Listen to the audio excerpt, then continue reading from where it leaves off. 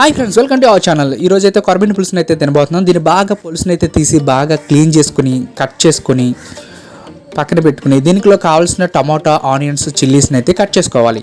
ఇలా కట్ చేసిన తర్వాత ఒక బాండీ అయితే తీసుకుని అందులో ఆయిల్ వేసి ఆయిల్ హీట్ ఎక్కిన తర్వాత కరివేపాకు, ఆనియన్స్ అయితే వేసుకోవాలి. ఇలా ఫ్రై అయిన తర్వాత చిల్లీస్ అయితే ఇందులో వేసుకోవాలి.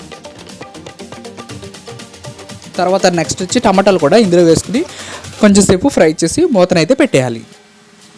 ఇలా ఫ్రై అయిన తర్వాత క్రిస్టల్ సాల్ట్, అలాగే టర్మరిక్ పౌడర్, అలాగే కాశ్మీర్ రెడ్ చిల్లీ అయితే వేసుకోవాలి. ఇలా వేసుకున్న తర్వాత మొత్తం ఒకసారి కలుపుకుని వాటర్ని అయితే యాడ్ చేసుకోవాలి. ఇలా వాటర్ అయితే బాగా మరిగిన తర్వాత పీసెస్ని అయితే ఇందులో వేసుకోవాలి. తర్వాత బాగా కుక్ అయిన తర్వాత ఒక ఫిష్ మసాలా వేసుకుని అటు ఇటు కొంచెం సేపు తిప్పుకొని కొత్తిమీరని అయితే యాడ్ చేసుకుని ఫైనల్గా ప్లేట్లోకి సర్వ్ చేసుకోవడమే. పీస్ అయితే బాగా ఉడికింది ఫ్రెండ్స్. టేస్ట్ కూడా చాలా బాగుంది. Thank you for watching.